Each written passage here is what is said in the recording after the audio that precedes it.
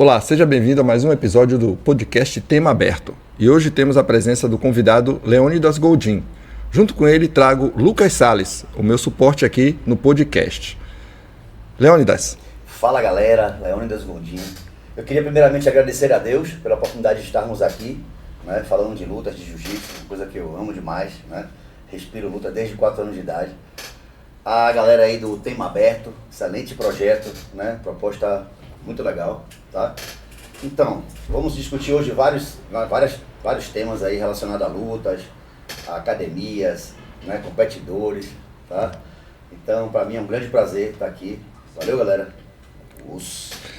Grande Lucas. Fala pessoal, boa tarde, bom dia, boa noite no seu horário que vocês estão vendo. Hoje é um grande prazer estar participando aqui, não só com o Fábio, mas também com o meu mestre, Leônidas Goldin, que tenho o prazer de tê-lo como mestre há 7 anos. Sou faixa roxa graduado com ele. Aí, vamos lá, né? O caminho da preta é longo, mas a carreta dele vale a pena. Show de bola. Mestre, é uma honra tê-lo aqui. Vamos falar um pouco sobre o jiu-jitsu, né? Hoje na Bahia, como o senhor enxerga o jiu-jitsu e como ele surgiu na sua história? O jiu-jitsu da Bahia hoje ele vem crescendo bastante, né? Ele é bem diferente de alguns anos atrás. Temos muitos atletas excelentes despontando aí no quadro nacional, internacional, né? O jiu-jitsu se profissionalizou, virou realmente uma profissão, né? Temos hoje muitas pessoas vivendo bem do jiu-jitsu, exclusivamente do jiu-jitsu, né? E eu fico muito feliz vendo isso, né? Sendo um dos pioneiros, né? Na época que eu comecei a dar aula, eu lembro que eu passei 2 anos com 4 alunos, né? As pessoas não acreditavam, nem da minha família, que eu poderia viver do jiu-jitsu, né? E quando eu cheguei na roxa, que eu já estava já com a equipe já crescendo, eu já faturava mais do que muitas pessoas de minha família, da minha casa. Paguei minha faculdade com jiu-jitsu, né? Foi uma bola de neve que veio crescendo. E hoje a equipe LGCista, ela cresce por si só, né? Eu tenho 118 faixas pretas formadas diretamente por mim, né? As faixas pretas já estão formando faixas pretas. Eu já sou tataravô, né? Então a equipe ela já cresce por si só, né? É fantástico, o jiu-jitsu é fantástico.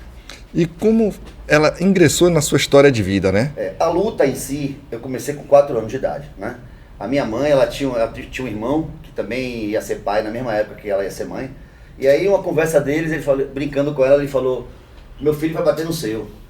Aí ela me colocou o mais rápido possível, naquela época era 4 anos, era a idade mínima para poder começar. Eu comecei no Karatê, foram 11 anos, né? Eu ia ser o primeiro faixa preta com 11 anos de Karatê do Brasil, né? Saiu até uma matéria no jornal na época. Aí depois eu conheci o Taekwondo. O Taekwondo ele tinha combate todo dia, o Karatê não tinha. Eu me apaixonei pelo Taekwondo, aí acabei abandonando o Karatê na faixa marrom e fui pro Taekwondo, fiz alguns anos de Taekwondo. E quando eu fazia Taekwondo, eu já reunia meus primos para dar aula, né? Eu sou o neto mais velho da minha família, então eu reunia os meus primos para ficar ensinando. Eu sempre gostei de dar aula, né? Até no jiu-jitsu, né? Quando eu ainda era aluno, eu reunia o pessoal, pedia para eles chegarem mais cedo e ficava revisando técnicas. Teve uma vez que o professor chegou e falou: professor, sou eu, rapaz, você está dando aula por quê? Eu falei: não, rapaz, estou revisando as técnicas.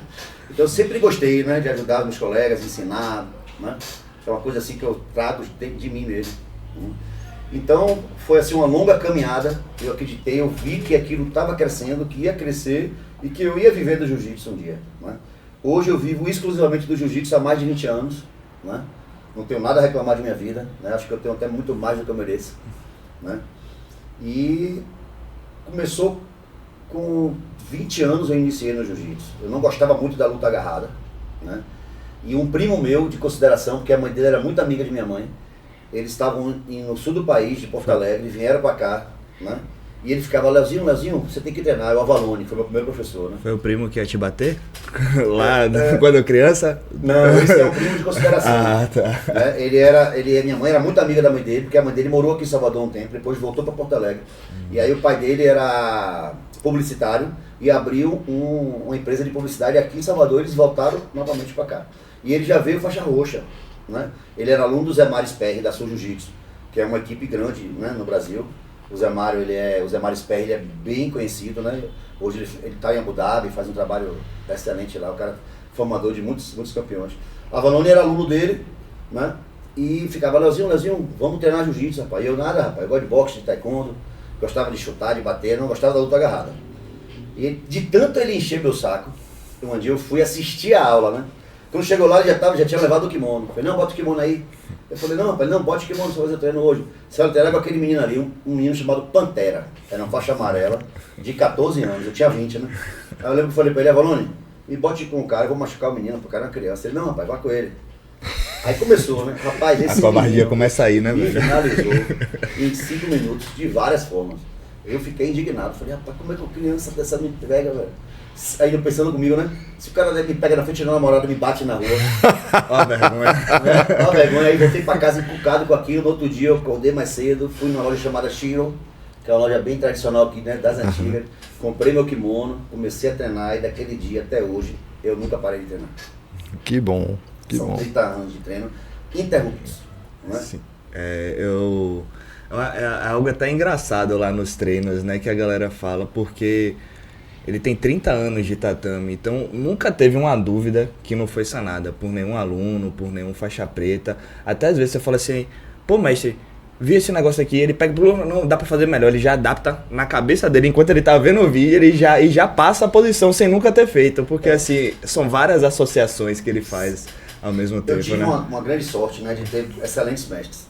A Avalone foi meu professor até a faixa azul e a família precisou voltar para Porto Alegre. Foi na época que a publicidade deu uma queda, o pai dele fechou a empresa e eles tiveram que voltar.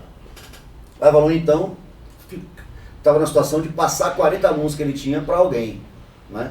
E como ele ia em várias equipes aqui treinar, porque como ele era um cara mais graduado, naquela época não existia uma faixa preta em Salvador, né? Ele não podia treinar só com a gente, que era todo mundo branca, né? Ele buscava treino em outras equipes. E ele conheceu o Luiz Rato, né? E ele, antes de ir embora, ele reuniu a galera e falou, ó, pessoal, tô indo embora, né? Só dando uma semana para ir embora. Tô indo embora, vou ter que passar vocês para outra equipe, porque, né, não vai ter condição de ficar aqui mais em Salvador. E vocês vão treinar com o Luiz Rato. Ao meu ver, é o melhor treino aqui de Salvador. Agora me diz uma coisa, Sensei. Quando foi que chegou o momento que você disse assim, não, hoje eu vou abrir agora o meu CT? Como surgiu a LG System? Aí é uma longa história. Vamos falar um pouco do Rato, né? Pode ir. Ele falou do estudo do jiu-jitsu. Certo. Rato, ele foi o cara que me ensinou o mais importante no jiu-jitsu, que é estudar o jiu-jitsu. Naquela época não tinha internet, a gente desenvolvia técnicas. Ele me ligava 2 horas da manhã, Leônio, você tá fazendo? Tá dormindo? Eu falei, tava, né? Você me acordou. 2 horas? Eu pra casa agora, eu sou com a posição. Várias vezes aconteceu isso. Eu ia, pegava meu chevetinho, ia pra casa dele, no tatame, não existia tatame de encaixe naquela época. No tapete da sala, e a gente desenvolvia ali umas técnicas, anotava tudo, né? Tudo era anotado. Todas as aulas eu anotava no papel, seminário, tudo era anotado, né? E o Rato, ele me ensinou uma coisa bem interessante. Ele falou, de uma técnica, você tem que desenvolver no mínimo 5. Mudando detalhes. Inclusive, uma técnica de passagem de guarda, você pode desenvolver técnicas de guarda. Aí eu falei, mas como, mestre? Você eleva os dois fazendo a técnica e gira ela no ar mentalmente e você vai ver ela por vários ângulos. Dali você vai desenvolver várias coisas. Então, quando eu vejo uma técnica hoje, eu já olho a técnica, já desenvolvo uma defesa, desenvolvo variações e mudo ela e daquela técnica eu adapto para outra situação. Sabe onde eu vi isso? Com os irmãos Mendes. Eu tinha comprado um curso deles e eles mostravam esse mesmo cenário de uma posição, ela sendo visualizada de outra posição. Exatamente. Isso é fantástico. Isso mentalmente. você vê que eu vi agora. Você já tinha visto isso antes. Tem um exercício também que é bem interessante, que é você ter o terceiro olho. Você está rolando e está se observando de cima. Você consegue se enxergar rolando. Não só aquela visão dali do combate, mas uma visão onde você está se vendo junto com o seu oponente mentalmente, né? Isso é bem interessante também. Mestrão, a gente tá falando de que época aí? Nessa Desculpa, época, vai entregar a idade. Não tinha filmadora, as filmadoras eram desse tamanho, né? É uma época que a gente não poderia fazer intercâmbio. Quando chegava alguém para assistir a aula, a primeira pergunta, você treina? Aí o cara treina, tá fazendo o que aqui? Vaza, meu irmão. Porque as coisas eram escondidas. Quando chegava um visitante para treinar, as pessoas paravam de rolar. Porque cada um tinha a sua técnica preferida. Sim. E não queria passar pro colega, né? E aí as coisas foram mudando. A internet veio e quebrou tudo isso aí, né? Abriu esse leque. Uma fartura. Mas assim, uma coisa que hoje a galera não faz hoje. A galera não desenvolve técnicas, não raciocina para desenvolvimento, porque tem muita coisa pronta. Verdade. Você tem muita coisa que você vê ali e só... Por ter muita coisa, eu acho que atrapalha bastante. Essa época era... As pessoas misturam confunde uma coisa com a outra e acaba fazendo coisas erradas, dando brecha para que o adversário anule sua posição. Nessa época era Grace Mag, né? A revista que eu tinha que estudar. Tinha Grace, era. A primeira fita que foi desenvolvida foi a de Fábio Gugel, era VHS, era básico 1, básico 2, intermediário e avançado, era uma coleção de 4 fitas. Deixa eu lhe dizer, eu iniciei no jiu-jitsu com 48 anos, hoje eu tenho 56. E aí o que acontece? A primeira aula que eu tive foi com um cara de Santa Catarina, né? Então ele tinha alugado um espaço lá, ele veio para Salvador como técnico de elevadores da Otis. E aí ele reuniu a galera, os meninos na época, e aí começou a dar aula. E eu tinha uma loja em frente, né, a esse espaço. E aí eu ia para lá e começava a olhar e me interessei. Porque na realidade eu tive acesso à arte marcial em 87. Eu estudava no Colégio Militar, no CMS, e aí lá tinha judô. Eu cheguei a praticar o judô. Então eu pratiquei 2 anos de judô, né? Então aqueles golpes de queda, aquilo ali me fascinava. Até aprender a cair, né? Me fascinava também. Então o Ogó, Shoshiguru, Seiyo Nage, então todos esses golpes a gente treinava bastante, né? E hoje eu me amarro em ver campeonato, né, nas Olimpíadas de Jiu-Jitsu, né? Então o cara tem que encostar as costas do outro no chão, né? No judô. Então aí em 87 eu parei, em 89 eu parei, e aí você vê o contato que eu tive depois, né? Então eu disse, poxa, isso aí é judô. Não sabia que era jiu-jitsu. Isso era judô. Aí, não, é jiu-jitsu. Eu vejo os dois como um só, né? Só que com regras diferentes. A regra, né? A regra, ela define muito a sua forma de treinar e o desenvolvimento da luta. Uma luta, ela evolui de acordo com a regra, né? Você vê que o jiu-jitsu, o jiu-jitsu brasileiro teve uma grande baixa nos ataques de pés, porque foi proibido a chave de calcanhar. E os gringos continuam treinando, e hoje a gente sofre com isso. Quando os brasileiros vão lutar, eventos sem kimono, eles têm uma dificuldade em saber defender pé, e outra, utilizar o ataque de pé para ganhar outras posições, ou defender o pé ganhando outras posições. Porque quando o cara ataca, sempre que o cara ataca, ele abre uma brecha para você também. Agora, Sensei, essa parte que o senhor falou, sem pano, no caso o no-gi, né? Ela foi implementada no jiu-jitsu com uma mistura de Wesley. Como que se deu essa parte do no-gi? O jiu-jitsu, ele é praticado com pano e sem pano, né? O kimono, ele é um artifício de treino. Ele foi implantado no jiu-jitsu para dificultar o treino, para que você ficasse mais preso, e estando mais preso você teria mais uma facilidade dificuldade maior quando você estivesse sem o kimono. Daí nasceu o esportivo, o jiu-jitsu esportivo. Criou-se uma série de técnicas que só servem para kimono, né? Eu acho importante as pessoas treinarem os dois, né? E eu sempre tive uma visão de treinar técnicas que eu pudesse aplicar no pano e no sem pano, com pequenas adaptações. Eu nunca gostei de treinar muita coisa de pano que só serve para o pano, né? Eu gosto de guardas que eu utilizo nos dois. E as guardas que são só de pano, eu gosto de anulá-las, de estudar formas de anular, de conseguir passar, né, as técnicas que são só para pano. Lógico que o professor, ele precisa estudar tudo, eu estudo tudo, né? Porque eu tenho alunos amados, eu tenho alunos altos, baixos, então o professor, ele precisa saber que tipo de jiu-jitsu aquela pessoa precisa ter para ela, porque o jiu-jitsu vai muito em cima do biotipo. Eu não posso querer que o meu jogo, todos os meus alunos façam o meu jogo, porque o meu jogo é para o meu biotipo, né? Minha forma, minha visão de luta. Então o professor, ele precisa estudar. Então eu estudo mais coisa até do que eu não faço, do que as que eu faço, né? Quando eu vou lutar, eu crio minha estratégia, as coisas que eu vou definir ali para aquele tipo de luta que eu vou fazer, em cima da regra que eu vou lutar, treino ali para aquilo. Mas não atrapalha o meu trabalho de professor, que é o estudo e ensinar as coisas para cada tipo de aluno, né? Tanto que os meus faixas pretas, cada um tem um estilo diferente, né? A gente tem várias faixas pretas e cada um tem um estilo bem diferente do outro. Eu vejo algumas equipes que os alunos são bem parecidos com o professor, fazem a mesma coisa. Eu não acho isso legal. Eu acho que o professor, ele precisa saber ensinar em cima do biotipo de cada aluno. Perfeito. Eu acho que é importante isso aí que o senhor falou, porque senão não tem treino, né? Você só precisa aprender a matar um tipo de jogo, que vai ser o mesmo do seu mestre e dos seus colegas de treino. Que, inclusive, o senhor comentou no começo das visitas, né? Que antigamente não era muito bem vistas, né? E hoje em dia você consegue até já enxergar intercâmbio, né? Entre equipes, entre outros estados. O que é que o senhor acha disso, na verdade? O senhor é a favor? Tem os prós e contras, né? Eu acho legal hoje os intercâmbios, até porque hoje não tem necessidade mais de você esconder técnica. Porque a fatura técnica é muito grande, muitos eventos, então não tem por que você... O que hoje, antigamente você tem uma técnica, fazia realmente...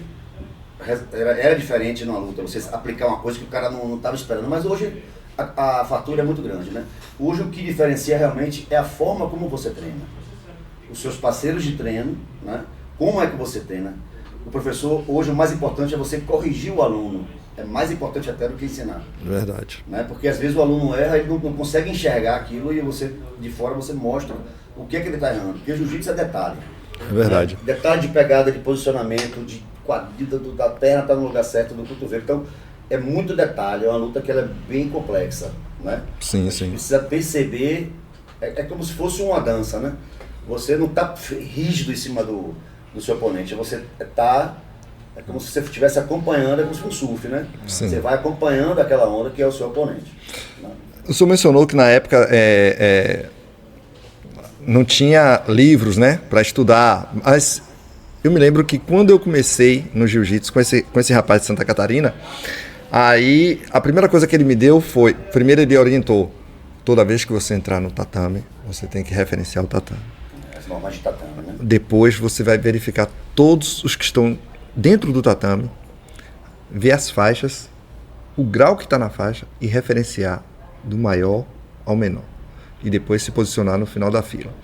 E depois que acabamos, que a gente tinha esse treinamento, que é uma educação, você está tendo, né? A gente recebia uma apostila da conduta, de como lavar o kimono, né? De como amarrar a faixa. Então a gente tinha tudo isso e hoje eu não vejo isso. Hoje a gente passa para um grupo, né? As normas de tatame, as normas da equipe. Né? Existe a conduta do tatame do aluno, o que é que ele pode fazer, o que é que ele não deve. Existe uma padronização. Né? Esse lance da reverência é bem interessante, porque o aluno menos graduado ele precisa se colocar abaixo, a sua cabeça abaixo da cabeça do mais graduado. Se o cara estiver sentado, ele tem que ajoelhar, porque o seu conhecimento está abaixo dele. Né? É uma humildade. O jiu-jitsu, a primeira coisa que a gente aprende é um ato de humildade, que é você desistir do combate. Sim. Bater ali, ó, quando você vai perder. Entendeu? Então a humildade ela é fundamental. A soberba ela precede a queda. Né? Exatamente. Essa postura de conduta, até mesmo, além dele ensinar, ele ensinava o posicionamento e nunca chame um outro para graduar. Espere o mais graduado te chamar, ou o seu sensei dizer para você, ó, vai fazer um rola, te direcionar para o outro. Então essas condutas são importantes e eu não vejo, eu não estou vendo. Eu já passei por vários CTs, certo? Eu não sei se é porque a turma já estava em andamento e foi lá atrás, mas eu acho que essa referência tem que estar sempre presente. Exatamente. Vai evitar confusões. Exatamente. Vai evitar também aquele aluno espertão que ele espera, o cara tá cansado para ir lá chamar. Exatamente. Assim, no tatame, nós revelamos o nosso caráter. É verdade. Lutando, a pessoa mostra quem ela realmente é. É verdade. É incrível. Eu acho que assim, tudo isso que o senhor está falando, o jiu-jitsu em si é uma grande aula de filosofia, né? Porque tem algo mais poético do que você tá treinando e tá sempre por baixo e por cima. Porque assim, a vida é cíclica. E também temos isso, né? De uma hora tá por baixo e outra hora tá por cima. Então, a partir do momento que a gente começa a fazer essas analogias entre o tatame e a vida real, a gente consegue ver o quanto aquilo ali é importante na nossa vida. Verdade, porque para uma pessoa leiga que veio de fora, tá vendo um monte de macho ali se agarrando, que inclusive é um preconceito que o jiu-jitsu sofre. Sim. Mas quando você se aproxima um pouco mais do tatame, consegue ter uma visão um pouco mais ampla daquilo ali, você fala, cara, se ele quiser, ele me mata. É literalmente isso. Verdade. O bem interessante do jiu-jitsu é que você, durante o combate, você não pensa em outra coisa. Você pode estar com o problema que você tiver. Durante o combate, você vai estar concentrado na luta. E assim, independente da situação que você esteja, sempre vai haver uma solução. Você tenha calma, porque não importa tão ruim que você esteja na luta, você pode reverter. É verdade. Isso a gente leva pra vida, né? Sim. Ter essa calma, ter esse discernimento, ter essa capacidade de analisar a situação, o que é que eu tenho que fazer? Você vai ter que fazer algo, não é? E a gente consegue reverter qualquer situação, porque Deus não nos dá um problema que a gente não possa resolver. É verdade. Entendeu? É a mesma coisa do tatame. O tatame ele não tem uma situação que você não possa resolver. Né? Nem que seja batendo. Exatamente. Isso aí. Por exemplo, hoje, para nossos participantes, né, que querem tirar dúvidas, como faço para entrar no jiu-jitsu, ou um pai que tem um filho, eu tenho um filho, quero colocar ele no jiu-jitsu? O Jiu-Jitsu Kids hoje é o esporte que mais cresce no mundo. Né? A transformação que o jiu-jitsu causa no adulto, na criança, é mais acelerada ainda. Né? É incrível, velho. Eu tenho um relato de alguns alunos lá da Lamade, que eu comecei a dar aula para criança por causa do meu filho, né? Ele nasceu, tem 4 anos hoje, já treino desde os 2. Eu não dava aula para criança até então, mas fiz um curso de capacitação Kids, que é importante. Sim. Porque a aula de criança ela é bem diferente da aula de adulto, né? Então, a transformação na criança é incrível. No caso de coragem, de força, autoestima. Alunos que tinham medo de descer escada, de ficar na cadeira, hoje são outras pessoas.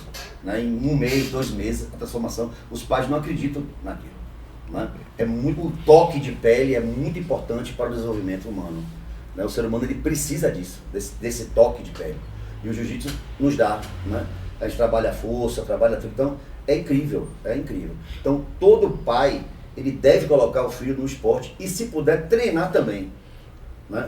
Qual é a ideia? É aulas paralelas. Você vai treinar, tem um tatame à parte onde seu filho treina e você treina também. E é importante para o seu filho ver que você também treina. Sim. Né? O filho precisa ver o pai treinando. Eu mesmo. É muito legal. Aproveitando que o senhor está falando disso aí, teve uma situação engraçada aqui um pouco antes de iniciar as gravações, que ele estava falando assim, não, pô, pode relaxar que você está meio tenso e tal, mas é porque o jiu-jitsu também causa isso na gente, né? E a gente está sempre alerta, está sempre preparado para o inesperado, né? Então, são reflexos fora do tatame, que pra gente é positivo, mas pra quem tá de fora, às vezes até fica um pouco assustado, fala, não, meu filho, eu tô ligado, tô prestando atenção em tudo essa aqui. Essa atitude tem que ter em toda a nossa vida, né? Com certeza. Em casa, com certeza. no trânsito, você não pode estar desligado. O mal existe e tá aí pra vir pra cima da gente. É verdade. Uma coisa que você mencionou aí do pai e o filho, né? Uma coisa que eu tento buscar para os meus colegas, já com a idade, né? Que treine jiu-jitsu. Você vai ver o quanto você vai estar aliviado, vai estar disposto, sua saúde, a sua mente vai estar 100%. Porque o sono melhora. Eu me arrependo de ter começado tarde, mas eu comecei tarde devido às questões da minha vida, né? Eu tive que buscar o alimento para minha família cedo. Então hoje eu tenho um filho de 31 anos e tenho uma filha de 26 anos. Então eu tive que aos 23 anos estar ralando. Certo? Então eu não tinha tempo. E quando eu comecei, eu começava, porque eu trabalhava viajando. Então não tem condições de você manter. Até minhas rotinas de treino, elas reduziram. Porque eu trabalho numa empresa, aí saio e vou dar aula à noite. Eu dou aula de tecnologia no Senai. Então, às vezes meu treino, que é segunda, quarta e sexta, ou eu treino sexta um dia, na semana, ou eu treino 2 dias, então ele cai. E aí isso termina causando um desestímulo, né? Você fica afastado, você não consegue, até o gás mesmo que você precisa ter. Né? Exatamente, Lucas. Você precisa ter, né? O gás específico do Gil não adianta correr, não. É tatame. Entendeu? Aí eu corro, eu faço bicicleta, faço tudo, mas quando chega na hora eu já estou exausto. Ou seja, o treino é que te dá o gás. O gás do jiu-jitsu você só adquire no jiu-jitsu. Exato. Lógico que se você for um corredor, se você for um ciclista, você vai ter um condicionamento melhor do que uma pessoa que é sedentária, mas o gás do jiu-jitsu é só no jiu-jitsu, porque a gente desenvolve todos os tipos de força, você faz todos os tipos de força num combate de jiu-jitsu, né? Verdade. O corpo não se adapta, porque você explode, segura, velocidade, depois segura, força lenta, força constante, né? Então, força isométrica, são vários tipos de força. A física está constante. E ainda o fator psicológico. Exatamente, principal. E o fator aeróbico também, né? Que você não está só fazendo força, você está acelerando ou sendo acelerado, né? É bom quando você acelera. É verdade. Como a gente comentou do pai que tem um filho e quer trazer o filho para a arte marcial, a gente viu que esse leque ele terminou ampliando os seus adeptos. Então nós temos as crianças, temos os portadores de deficiência, não é isso? As academias, elas estão prontas para receber esse público? Nem todas estão. Eu acho que o especial, ele precisa de um treino especial, né? Eu acho que a criança que ela é especial, ela precisa ter um trabalho que seja especial. Eu não acho legal uma criança especial estar treinando num ambiente de rendimento, de atletas de rendimento, né? Mas é importante que a academia tenha outros tipos de turma, né? Principalmente as turmas que o foco são técnicos, né? Porque assim, imagina uma criança especial numa turma de competição. Ela não vai acompanhar a turma e ela vai acabar se sentindo constrangida em não conseguir fazer certas coisas que são necessárias para um treinamento de alto rendimento, de competição, né? Então as academias precisam ter turmas de um trabalho especial com profissionais que tenham formação nessa área. E os portadores de deficiência? Dependendo da deficiência, ele pode se inserir numa turma tranquilamente. Nós temos um grande exemplo, né? Pete, aqui, um lutador cego aqui, acho que ele é campeão mundial e tudo, ele tem grandes títulos ele aqui, um exemplo baiano. Então, mas é preciso ter um trabalho específico e especial também, né? Para que não agrave, não seja uma coisa ruim para aquela pessoa, né? Mas o esporte é de extrema importância para eles também, né? Hoje, a gente precisa dividir as turmas, né? Como é que você vai colocar na mesma turma um cara de, vamos lá, 22 anos, que não trabalha ainda, que tem uma família, tem um poder aquisitivo bom, ele só treina, né? Ele dorme, come, treina, vai para a faculdade, dorme, come, treina. Esse cara é uma máquina. Aí você coloca um cara de 50 anos, que trabalha o dia inteiro, que tem 3 filhos, para treinar junto. O cara não vai aguentar. Vai acabar se machucando e vai ser uma propaganda negativa para o jiu-jitsu. Então, e precisa existir uma divisão de modelos de treino. Foi o que a gente fez lá na nossa academia, na Legia Assistente, tem uma divisão, né? Desde as turmas Kids, que é o Kids 1, de 2 a 4 anos, é um tipo de trabalho. O Kids 2, de 5 a 7 anos, é outro tipo de trabalho. E o Kids 3, de 8 a 12 anos, é outro tipo de trabalho, né? São treinos totalmente diferentes. E temos também a turma de adolescente, que é um sucesso, né? Está lotada lá, porque eu percebi que o adolescente, por ele ser mais franzindo, ele se sentia com medo de entrar na turma de adulto, que ele viu os caras de 100 quilos, os caras, né, no auge da idade, forte pra caramba, assustava eles. Então a gente dividiu e deu muito certo, né? E também temos agora uma turma old school, que é pra galera de mais de 45, 50 anos. Essa eu gosto. Essa eu gosto. 50 anos paga metade. Paga meia aí. Uma liga extraordinária. Sensei Paulo, se acalme, não se preocupe não que eu tô lá, firme e forte. Vou fazer uma visita, mas tô firme e forte. É um foco técnico. É um cara que trabalha, que ele não tem uma visão de ter um treino de competição. Lógico que dentro desse contexto, ele pode vir a competir, porque hoje nós temos até Master 7. Né? Inclusive tem mais Master lutando hoje do que adulto. É verdade, verdade. O Master cresceu muito e assim é fantástico. Mas é preciso ter essa divisão, principalmente na iniciação ao esporte. Agora, se é um cara que começou a treinar com 30 anos, vamos lá, ele tem 15 anos de jiu-jitsu, ele tem 45 anos, ele nunca parou.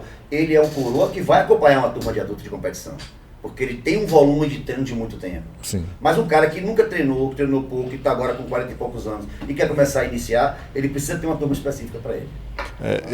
Você falou agora do Master, eu quando fui participar do primeiro campeonato, eu tive que descer, porque eu não tinha... Eu tive que descer. Pô, aí quando eu li, disse, rapaz, esses caras têm 29, 30 anos, eu com 40 e lascou, meu Deus do céu. Né? Não considerou, não. Rapaz, o cara me puxava, eu digo, me jogava, eu digo, rapaz, não tô conseguindo fazer nada. Não tava conseguindo fazer nada. Primeiro, a mobilidade. A minha mobilidade de 40, eu tenho a mobilidade, mas não é igual a dele, que o cara pulava para um lado, pulava para o outro. A gente tem assim uma experiência maior, você pode ser mais técnico, você pode ter uma capacidade de avaliar a situação melhor, mas assim, numa luta de tempo curto, lógico que a força e o gás interferem, claro. É claro, né? Agora assim, numa situação de sobrevivência, de defesa de sua casa, de sua família, quem é mais maduro vai ter uma experiência muito mais válida. É verdade. Né? Então, a gente tem que saber no que nós somos melhores, no que nós ainda não podemos acompanhar um cara novo, né? Então isso não é infelicidade para ninguém. Foi. Aí que meu sensei falou, disse, olha, é o seguinte, primeira coisa que você tem que fazer é segurar o cara. Puxa ele, mantenha ele. Exatamente. Mantenha ele, puxa pra guarda, pronto, segura ali, pronto. Aí dali ele vai começar a gastar sua força, a gastar a força dele e você vai montar a estratégia. Você vai ver uma hora, ele vai ficar tão agoniado, ele vai ver uma hora que vai precisar fazer uma besteira ou você induz ele a fazer uma besteira para que você possa manter a rédea do seu jogo. Quando você fizer, aí eu consegui. Eu tirei o terceiro lugar. Mas eu ganhei o terceiro lugar, mas eu fiquei tão contente que eu disse, pelo menos, eu ganhei 2 lutas. A melhor foi melhor que a medalha de ouro, né? A luta ela tem 3 pilares, é um triângulo dentro de um grande círculo. Né? Quais são esses pilares? Técnica, preparação física e estratégia. Você precisa ter essas 3 alinhadas. Você não pode ser um cara muito técnico porque você não tem uma preparação física boa e nem tem estratégia nenhuma. Você não só pode ter estratégia, então se você tem uma preparação física, depende da sua idade, você tem um nível técnico bom e a estratégia correta para aquela luta, você tem condições iguais de vencer. E qual é o grande círculo? O psicológico. Se você tem uma mente forte, com esses 3 pilares bem definidos, você tem sucesso em qualquer categoria que você lute. A gente vê hoje aí o Cyborg, o cara tem 40 e poucos anos, tá lutando com adulto. Esse outro, o Wagner Rocha. Wagner Rocha. Por quê? Mente forte, o cara é blindado, velho. Preparação física impecável, estratégia de luta e técnica. Verdade. Por sinal, o último campeonato dele, ele humilhou um cara, na verdade, que o cara acho que deu um tapa, empurrou, ele chegou e foi o campeonato todo, foi uma modalidade diferente de sem pano, que tinha uma forma de grade, né, que era meio lateralizada, assim. Aquela ladeirinha assim. Com a ladeira, que ele chegava, jogava o cara de tudo quanto era lado, montava, dava tapa na cara. Merecido, o cara quis tirar. Aí cabe ao professor e o aluno sentar e montar uma estratégia para a luta que ele for lutar. Você não pode entrar num evento aleatório, eu tenho jiu-jitsu. Não, o que é que eu vou fazer na luta? Quem é o adversário? O que é que ele faz? Entendeu? Se é um torneio com muitos adversários, identificar quais são os que gostam de fazer guarda, quais são os que gostam de trocar queda, quais são os que ficam em pé esperando você chamar. Então, para cada luta é uma estratégia que você vai ter diferente. Massa. Sensei, como o senhor aplica a graduação no seu CT? A graduação é por merecimento, né? E isso é muito relativo, né? Tem pessoas que desenvolvem muito rápido, tem pessoas que demoram mais um tempo, né? Mas o mais importante é a gente colocar na cabeça do aluno que ele não treina para ser graduado. Ele é graduado porque ele treina. E é muito feio você ter uma faixa alta na cintura e não sustentá-la. Verdade. Né? Então, na minha época, o professor queria graduar e a gente não ia. A gente não queria graduação. Rato, ele tinha a equipe de azul mais forte da Bahia. Chegava gente lá graduada e te jogava para cima. Por quê? Eu fiquei 4 anos na azul, 2 meses. Né? Então, a gente nunca treinou por faixa. Pelo contrário, porque assim, ó, vamos lá, você é faixa azul. Você ganha a roxa. Seu treino muda alguma coisa? Não. É o mesmo treino. Você vai continuar treinando lá. Às vezes você tem seu patrocínio, você está ganhando o campeonato. Pra que você quer a roxa? Então eu vejo hoje muito ego. As pessoas querem faixa pra quê? Para mostrar para pessoas que não treinam que eles são graduados. A pessoa que não treina não está preocupada com que faixa você é. Para eles não treinam, não estão interessados nisso. A mulher que você quer conquistar, ela não está olhando a sua faixa. Ela está olhando a sua atitude, o seu caráter, né? A sua pegada, não é a sua faixa, ela não treina. E as pessoas se confundem isso. Aí querem faixa. Às vezes mudam de equipe porque não foi graduado. Aí vai para outra equipe porque o cara prometeu a faixa. Beleza, aí ele pega lá uma marrom, vem um azul treinado, sacode ele até um branca. Eu tenho um branca lá que pega a faixa preta. O cara treina todo dia, miserão. Né? Vai pegar azul agora. Nunca me pediu faixa. O cara ganha todos os campeonatos que luta. Mas ele tem 1 ano e 2 meses treinando, mas ele não falta, ele treina todo dia. Faz preparação física. É um cara que é um talento. Tem 22 anos, é um grande talento. Vai despontar muito ainda. Grava esse nome, miserão. É forte, viu? Então, tá desenvolvendo a talento, técnica. Né? Então você vê a atitude do cara, ele não está preocupado com faixa. Os que se preocupam com faixa não vão vingar no jiu-jitsu. Ou eles vão ser aquele cara que, não treina com cara duro porque ele está com a dor no joelho, porque o meu braço tá doendo, só treina com o cara mais leve, corre do duro. Isso aí realmente é muito feio. Sim. E a gente lá, eu tenho um cuidado grande nisso aí. Eu acho que o cara hoje, para ser exercista, ele tem que ter a mente blindada e forte. Ele tem que entender que ele não treina por faixa, né? Que é feio escolher treino, que o mais importante é você treinar com o mais duro, mesmo que você perca, mas você foi treinar com o mais duro. E esse é o mérito. Ganhar e perder não interessa. É verdade. Entendeu? Isso Você é não tá treino. ali para ganhar e perder, você tá ali para treinar. E quando você encara esse medo e vai treinar com o mais duro, você já venceu.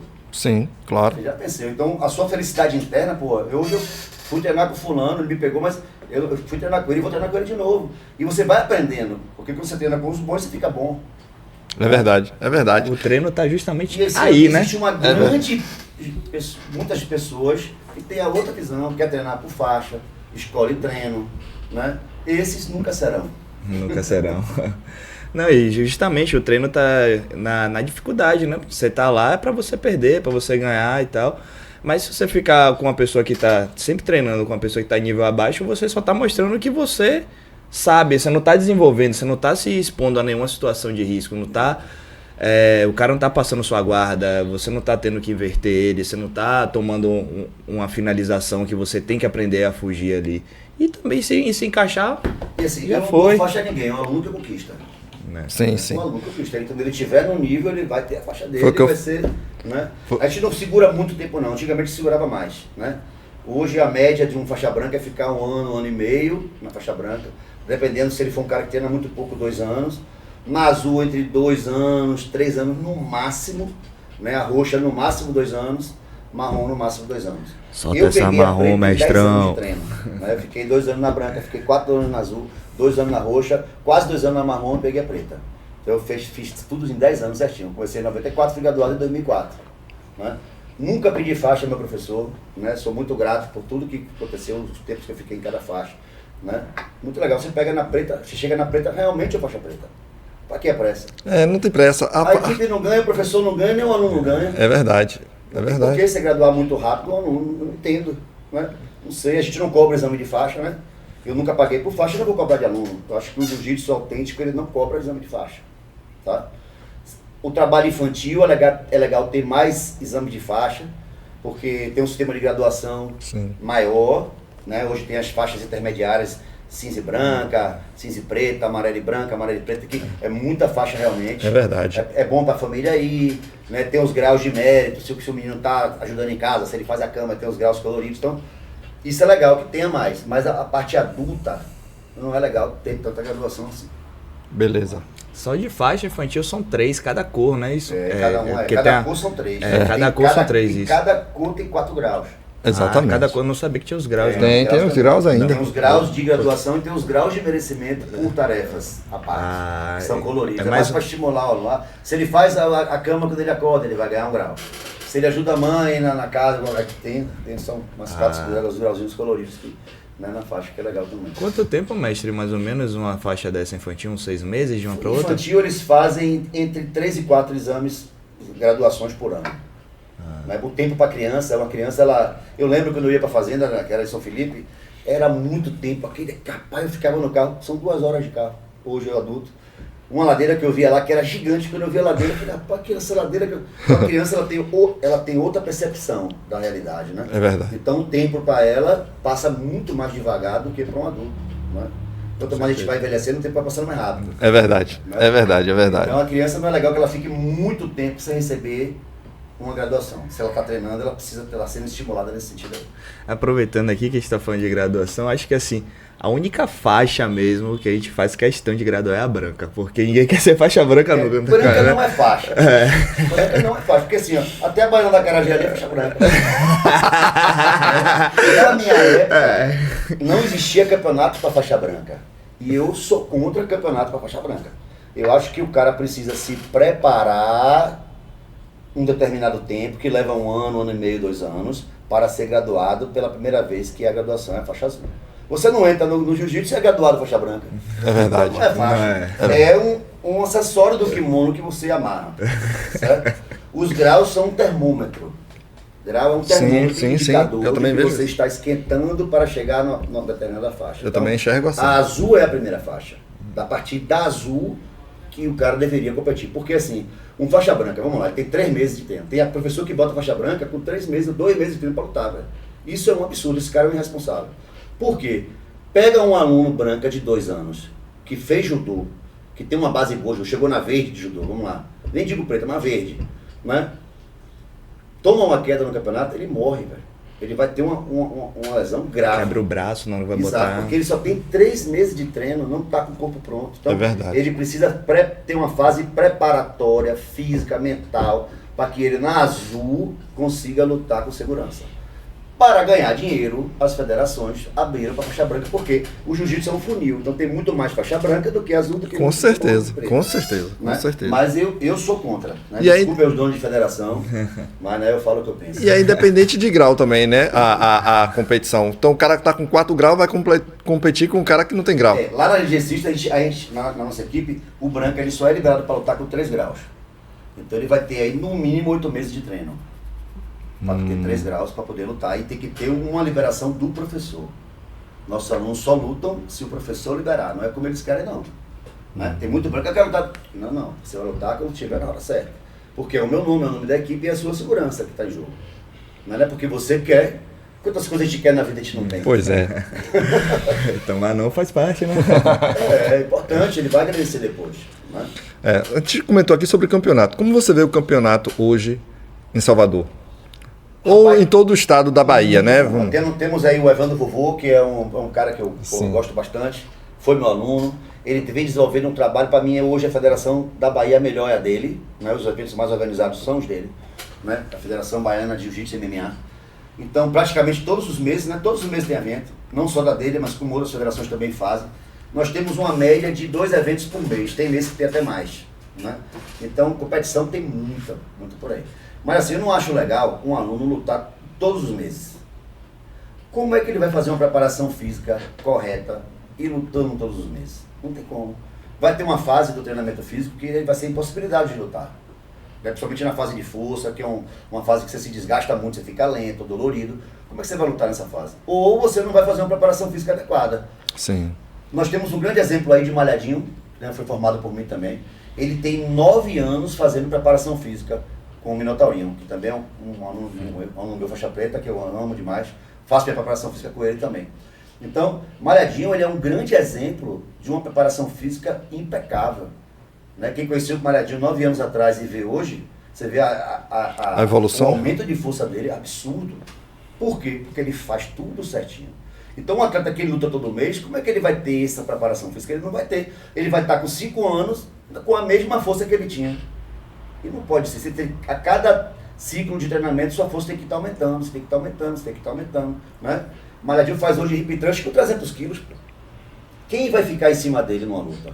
Só se ele lutar com o elefante. Porque o cara tem uma força de quadril de 300 quilos. E nem o elefante ficou, Né? aquele de lá de São Então, Paulo, lá, Então, Derek a Lewis. gente precisa ter uma preparação física profissional, principalmente o atleta de competição. Então, ele tem que escolher os melhores eventos que vai ter no ano para ele lutar. Em cima, lógico, da liberação do preparador físico dele. No caso, hoje um aluno seu diz assim: Sensei, eu quero competir fora.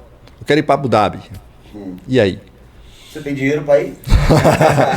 Primeira Nós temos pergunta. alguns apoios hoje da prefeitura. O Felipe Lucas é um cara que também vem fazendo um trabalho muito grande, né? É um cara, seu grande irmão. Nós temos um projeto lá chamado Projeto Boa Luta, lá no CT, que são 20 pessoas que a gente ajuda. A gente não, o Felipe Lucas ajuda, né? Com esse projeto, com parceria com a gente. A gente vai ampliar ainda para 50. No início do ano que vem, com certeza a gente vai estar aumentando isso aí, né? Então, são pessoas que a gente está preparando, tanto crianças, adolescentes e adultos, envolve todas essas 3, né? Para a vida, né? Para desenvolver uma profissão, né? Encaminhar essas pessoas.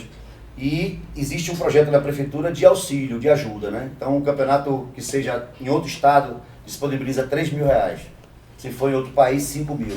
Quer dizer, não é muito, não custeia tudo, mas é uma grande ajuda. Com certeza, né? com certeza. Buscando alguns patrocínios. Antigamente não tinha nada, né? Mas assim, hoje você precisa desembolsar dinheiro para poder lutar fora. Se você tem condições, ótimo. Né? Existem vários eventos internacionais aí para lutar. Vai ter um europeu agora em janeiro. Né? Quem se inscrever, se o cara faz jiu-jitsu, está afiliado à Federação Brasileira, ele se inscreve e luta. Perfeito. Aproveitando que a gente está falando de competição, agora no começo de novembro, se eu não me engano, teve o Open, que eu até fui lá.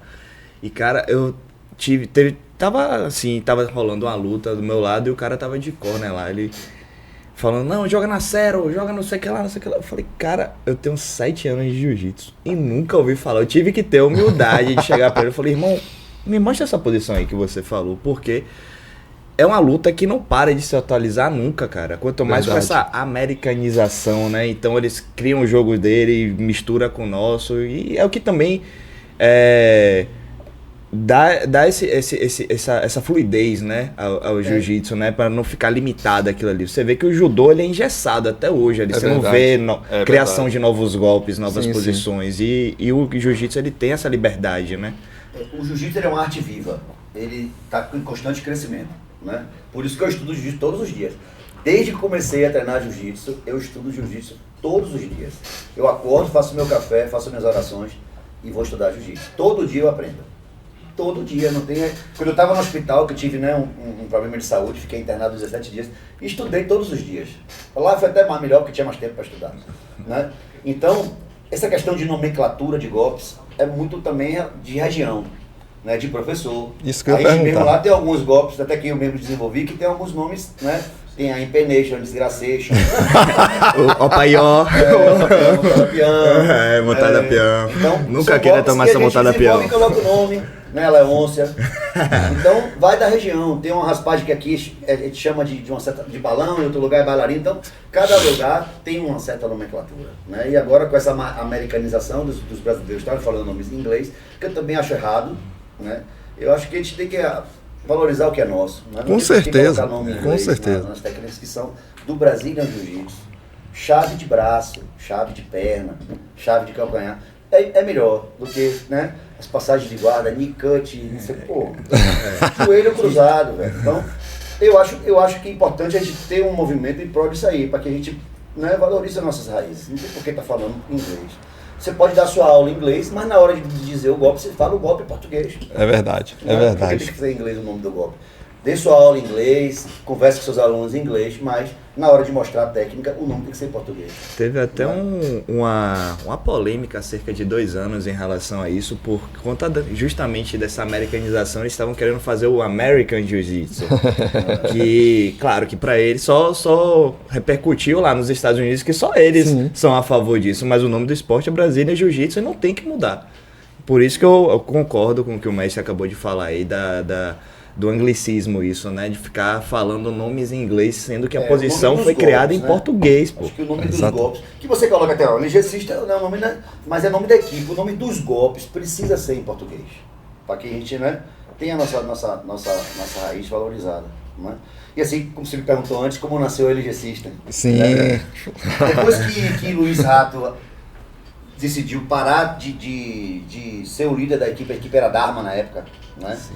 Ele começou a estudar medicina chinesa, inclusive ele hoje é um dos melhores acupunturistas aqui que Salvador tem. Só um adendo, ele é professor nosso daqui de acupuntura, Luiz Rato. O cara é fora da curva, né?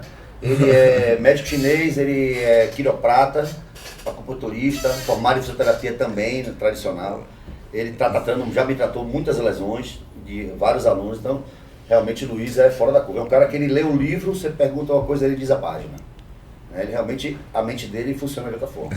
Às vezes ele não quer nem conversar, porque como ele está bem mais avançado que as outras pessoas, para ele é chato ter uma conversa com uma pessoa que não está no nível mental dele, né?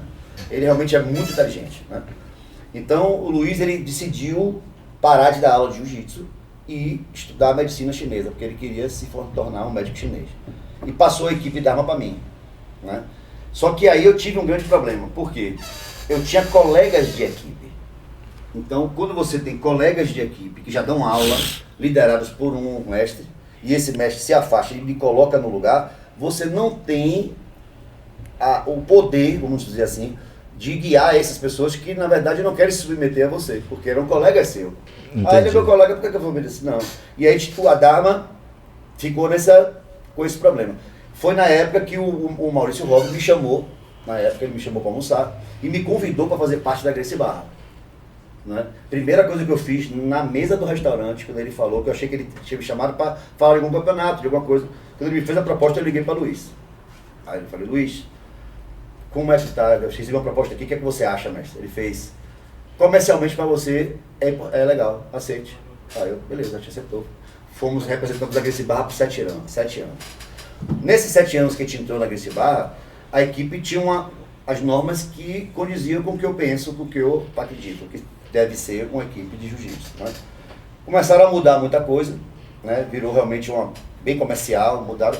Assim, é direito deles, né? Mas é um caminho que eu não pretendia andar daquela forma, né? Principalmente quem já tem aluno. O professor que não tem aluno, para ele é ótimo, mas quando ele começar a ter aluno, ele vai entender o que eu estou falando. Porque você perde seu aluno, o seu aluno passa a pagar para Gracie Barra e você recebe uma banana dele e ele vira seu concorrente, né? E eu não acredito que seja dessa forma. Acho que a equipe, os alunos que dão aula, eles continuam pagando para o seu professor, eles vão formar alunos que vão continuar pagando a ele, esses alunos vão formar alunos, então você vai estar, seus alunos que estão ativos na equipe dando aula estão lhe pagando uma mensalidade. É verdade. Que é como a gente trabalha. A gente não trabalha com franquia, né? Os nossos alunos são formados por nós mesmos e eles continuam pagando a mensalidade de aluno. Então os meus alunos que dão aula pagam a mensalidade de professor, ou de aluno, como se, né, fossem meus alunos ainda, e são alunos ainda, né? Então como é que eu vou formar um aluno que me paga, ele vira preta, aí da partir da preta ele passa a pagar uma equipe e não me paga mais? E ele vira professor dessa equipe e eu não recebo mais nada dele? Então por que eu vou formar faixa preta? Então, às vezes o cara que começou a dar aula, para ele é interessante, ele está ali, recebe a aula pronta, parará. Quando ele começar a formar os alunos, ele vai entender o que eu estou falando. Então, por causa desse motivo, eu resolvi agradecer ao mestre Maurício, falei, ó, tô fora da equipe, né? Os meus alunos já me cobravam ter uma equipe nossa, porque já tinha uma insatisfação na equipe em ser obrigado a comprar um kimono. Eu também acho errado você obrigar um aluno a comprar um determinado tipo de kimono. Eu acho que o pet é importante. A equipe precisa ter o pet do kimono, mas a marca do kimono, eu acho que isso é muito pessoal, velho. Sim, sim. Né? Às vezes o cara gosta de um Vogue, outro gosta de uma Tama, outro gosta de coral. Quer dizer, eles vão ter que deixar de comprar esses kimonos que eles gostam para comprar um kimono de uma determinada marca. Ou então você disponibiliza vários tipos de marcas de kimono para que eles escolham, aí tudo bem, mas obrigar o cara a ter um kimono de uma determinada marca, eu não acho legal. Entendi. Certo? A gente disponibiliza kimonos prontos também, o cara quiser comprar, ele compra, mas ele também tem a liberdade, se ele não quiser comprar, se ele quer comprar um kimono de outra marca que ele goste, ele compra, mas tem que colocar o pet. Beleza, eu acredito que o trabalho precisa ser dessa forma. Pessoas pensam diferente, ótimo, mas a minha filosofia é essa. Entendi. Né? Então, nasceu a LG System em 2012, né? E aí, estamos indo aí, só crescendo até hoje. Lucas, você comentou sobre a parte comercial, lembra? Ah, sim, que antigamente o jiu-jitsu era visto só apenas e exclusivamente como uma luta, e às vezes até uma visão até um pouco denegrida disso, porque era esporte de brigador e tal, que tem até era um esporte de brigador, e hoje em dia ele já é tido como um modelo de negócio, e inclusive puxando aqui que eu falei dos intercâmbios entre equipes, acho que isso também é importante, você ter uma visão de negócio diferente de cada equipe, né? A Aliança tem uma forma, a GF Team tem outra, a própria LG System tem o modelo de negócio dela. Então, assim, como o senhor enxerga hoje em dia o jiu-jitsu enquanto negócio, né? Antigamente, vamos lá, antigamente era tribo, né? O jiu-jitsu ele cresceu muito desordenado. O professor ele não era profissional de jiu-jitsu, ele tinha o trabalho dele e dava aula de noite. Os treinos sempre eram à noite, porque o cara trabalhava de dia e treinava e dava aula de noite, né? Ele não queria ter o trabalho de pegar uma pessoa fraca e franzina e transformar num guerreiro, ele queria os guerreiros. Meu professor falava assim, eu prefiro ter um pitbull do que 10 poodles. Hoje já é diferente. Hoje, com a profissionalização do jiu-jitsu, a ideia é você pegar um cara fraco e transformar ele num guerreiro, através do sistema, de uma sistematização do ensino. Hoje eu desenvolvi um sistema de 10 ferramentas, né? Onde a gente é uma sistematização do ensino de jiu-jitsu, né? Que a gente combina essas ferramentas para determinado modelo de aula. Se o cara é iniciante, se o cara é intermediário, se ele quer um treino de competição, né? Então, os professores eles não têm aulas prontas, eles aprendem a usar essas ferramentas para montar o seu plano de aula, tá? Então, antigamente, pra você ter uma ideia, uma equipe de jiu-jitsu não entrava numa loja de açaí se tivesse outra equipe lá, senão o pau comia. Era guerra mesmo, a gente era tribo. Os campeonatos era briga, em praia, em festa, né? Não é legal ter esse tipo de atitude, mas assim, tem uma parte boa que é a união. As equipes eram muito mais unidas naquela época do que hoje, né? Mas tinha esse lado ruim que era o pau comia mesmo, né? Quando ia visitar alguma equipe, era clima de guerra, era todo mundo de cara feia, os combates aqui um para matar o outro, né? Na competição também. Aí, com o crescimento, a profissionalização, foi mudando, porque o professor passou a viver do jiu-jitsu. Então, ele precisava ter aluno. Quanto mais aluno você tiver, mais dinheiro. Então, você precisa saber ensinar para os alunos que são medrosos, para os que não têm uma baixa autoestima, para o arrogante, para o introspectivo. Todos esses alunos, cada um é uma abordagem diferente. Então o professor ele precisa aprender a lidar com as pessoas.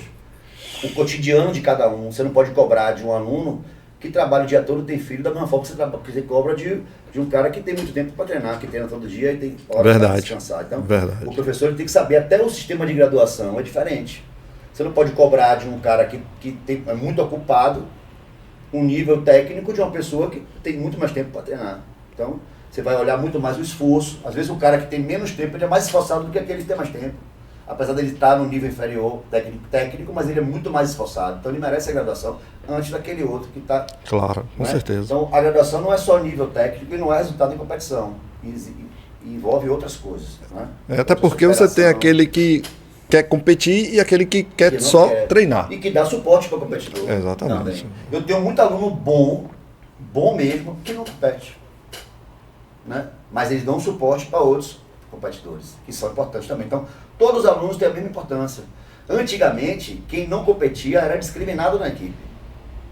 Às vezes a pessoa competia obrigada, via gente com o lábio roxo, se tremendo, mas ia para a competição exatamente para não ser discriminado. O competidor era muito valorizado. E isso causou muito problema depois.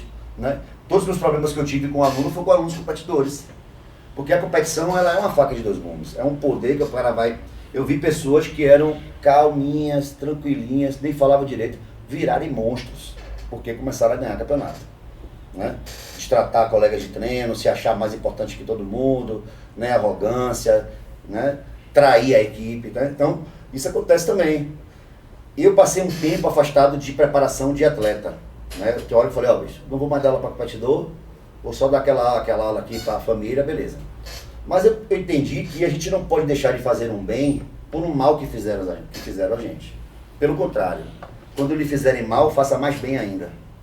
Então voltei a treinar de novo, treino de competição, a gente já está tendo resultado de novo e vou continuar, né? Porque eu gosto, né? Assim, eu senti muita falta de desse período que eu fiquei sem preparar atleta, estava me fazendo muito mal.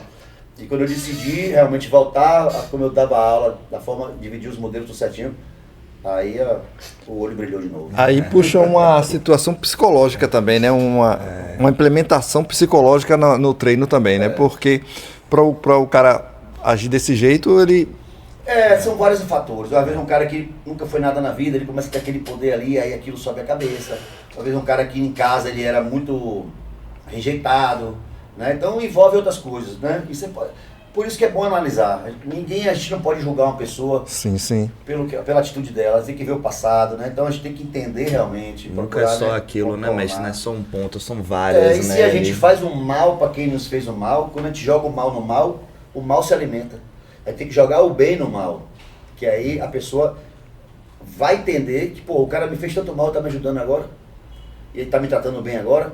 É assim que a gente transforma quem nos fez o mal, né? É verdade. Então isso eu aprendi muito isso quando eu comecei a estudar a Bíblia, né? Eu acho que a Bíblia é um livro fantástico, uma coisa que... sim, com certeza. Realmente me mudou, né? Depois que eu me converti, hoje eu vejo a verdadeira felicidade. Né? Eu escuto todo dia 3 salmos. O Salmo 23, o Salmo 91 e o Salmo 3. Provérbios também é muito legal. São os 3 que antes de vir para cá, o 23 e o 91... Já estava aqui com ele. Né? O nosso alimento. Jesus fala que nem só de pão viverá o homem, mas da palavra de Deus. Então, a palavra de Deus, ela nos alimenta. É verdade. Né? Independente da religião que você tenha, eu acho que existe um Criador e nós precisamos, né? Claro. Entender que somos criaturas. E eu mudei muito também, porque na época eu estudava no colégio militar, né? O CMS ali da Pituba. Então eu era muito, assim, revoltado com a galera, então a gente ia muito pra Lapa. E para poder ir lá para cima pegar as meninas do Teixeira, né? Teixeira de Freitas, do colégio Teixeira de Freitas. Atravessava a Chegava cidade. lá, aquela boina era o charme. Só que aí o que acontecia? A gente encontrava os outros caras que também queriam, que era do Boina Azul, que era o do Colégio Militar, o CPM. Da E aí, polícia. mano, o pau comia. O pau comia aquela lá, o pessoal ali, aquele segurança, não aguentava ver a gente. E aí, meu irmão, a gente entrava nos banheiros, a gente comprava na loja americana aquela bola de assoprar, enchia de água, era a nossa arma dentro da mochila. E aí, quando os caras entravam no ônibus, que o motorista botava a primeira que puxava, a gente pá, metia. Rapaz, era Hoje é complicado. pedra, né? Que os caras jogam. Hoje ainda tava saudável a brincadeira, né? As pessoas não brigavam pra matar o outro. Caía no chão, parava. Hoje não. Hoje o cara quer ali matar. Caiu no chão, agora... Não tinha covardia não, né, cara? É verdade. E outra coisa que eu queria comentar é o crescimento feminino no jiu-jitsu. Cresce muito, né? As mulheres, na minha época, não tinha mulher treinando. Uma, que era uma judoca, a Adriana, que ela treinava, aparecia um ou outro, se ficava um tempo parava. Hoje não, né? Hoje nós temos, né, o jiu-jitsu feminino forte, crescendo, as meninas estão treinando, existe um respeito, a nossa equipe, eu pego muito nisso aí, né? De ter o respeito. Minha esposa treina, é faixa azul, né? Temos várias alunas, casais que treinam, né? Eu acho muito legal o casal treinar junto. Sim. O homem e a mulher, eles estão unidos ali treinando, é muito legal, eu acho muito bom mesmo. Eu tento puxar minha esposa, minha filha, eu mostro a ela, uma colega minha, ela foi assaltada. Então o que o cara fez? Puxou o cabelo, ela de costas. Se você soubesse uma arte marcial, você já tinha dominado esse cara. Eu conheci minha esposa. Não tinha nem deixado o cabelo preso assim, fazia o coque. Porque ela tinha sido assaltada, ela puxaram o cabelo dela, jogaram pra fora do carro. Então, a partir desse assalto, ela quis aprender arte marcial e foi aí que a gente conheceu lá. E você roubou o coração dela. Aproveitou o assalto. Peraí que eu vou lhe ensinar uma técnica. A técnica do amor. Ficou nervoso. Ficou nervoso. Eu só quero agradecer as lutas e tudo que está acontecendo na minha vida. E você falou aí do treino feminino que cresce muito. Eu acho que também é importante também ter o treino exclusivo de uma turma feminina, né? Porque ali a mulher ela pode se sentir até bem mais à vontade, né? O nível, a força vai ser mais ou menos o mesmo. Mas assim, Luquinhas, eu venho percebendo o seguinte: as mulheres, elas não querem treinar com mulheres. A grande maioria prefere treinar com homem. Não por interesse sexual, não é isso, né? Porque a rivalidade feminina é muito grande. No início é tudo bom, mas depois que uma começa a evoluir mais que a outra, tem conflito, né?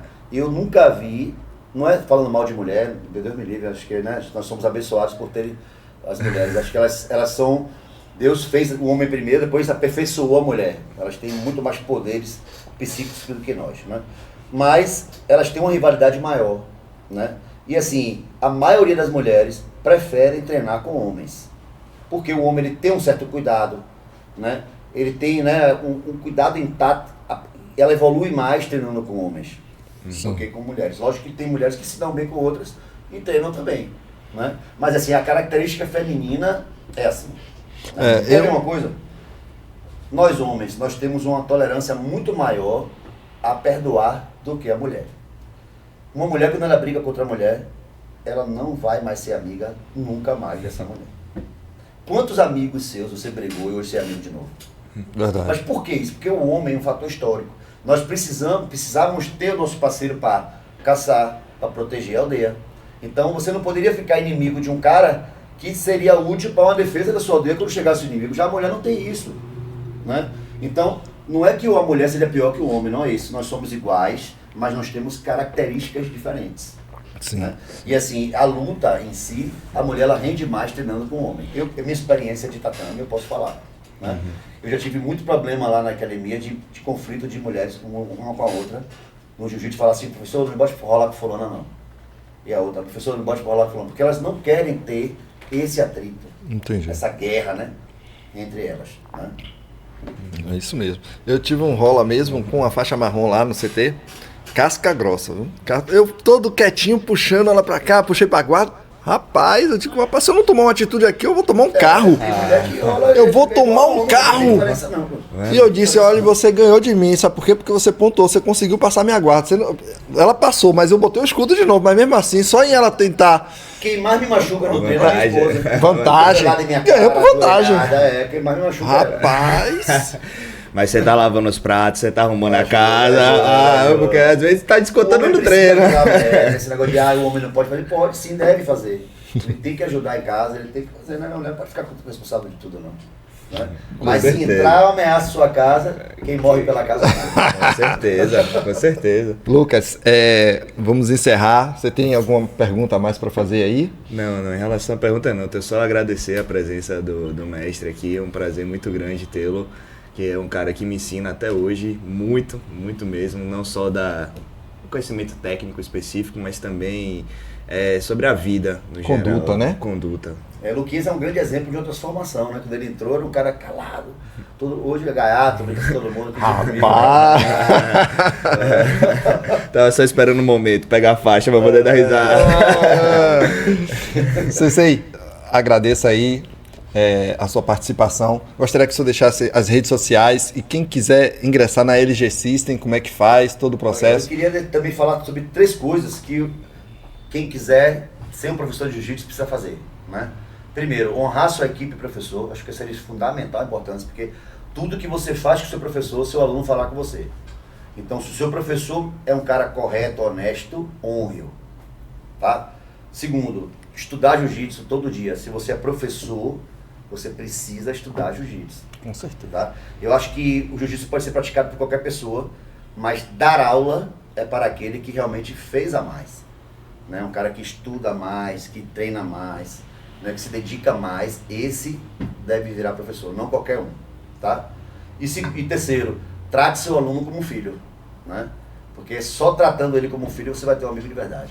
Deixa eu te dizer uma coisa, eu estudo muito jiu-jitsu, porque hoje as redes sociais, ela te dá essa oportunidade, abre esse leque. E eu criei no meu WhatsApp um contato chamado Minhas Coisas. Então, eu tenho todos os vídeos, achei interessante essa posição. Achei interessante esse drill. Eu tenho 5 grupos, de guarda, de passagem, de cada um, e tudo que eu vejo de cada especificidade eu coloco lá para estudar. Aí eu tenho nesse meu celular, beleza. Mas eu tenho cursos também que eu compro. Porque assim. E hoje é bem barato, velho. É muito. E vale a pena. Vale. Certo? E deixa eu perguntar uma coisa pro senhor. Meu sensei nunca me cobrou isso, nunca me questionou. Mas aquilo que eu acho interessante, eu posto no grupo e falo, galera, vamos estudar. Legal. Eu tô agindo errado, eu tô desrespeitando. Eu estimulo isso, né? Lá na equipe, todo mundo que vê uma posição interessante de debate, às vezes uma situação de campeonato, ou então uma posição boa, te coloca lá, as pessoas opinam, isso presta, ou então isso não presta por causa disso. Meus alunos me mandam muitos vídeos pelo Instagram. O que é que você acha disso? Aí eu falo, é bom, então isso aqui, se você fizer, acontece isso, parará. Eu acho isso legal, porque você também está aprendendo, cara, que o professor não pode impedir que isso aconteça, né? Não pode impedir. Eu acho que ele tem que estimular isso aí. Por que ele vai impedir isso aí? Não tem né? Por que ele vai impedir que um aluno visite outro CT? Não entendo também. É interessante que ele vá, que ele conheça. Mas pelo menos comente, eu vou estar visitando o tal CT. Exato, quem é o professor? É fundamental. Esse CT aí já teve fulano.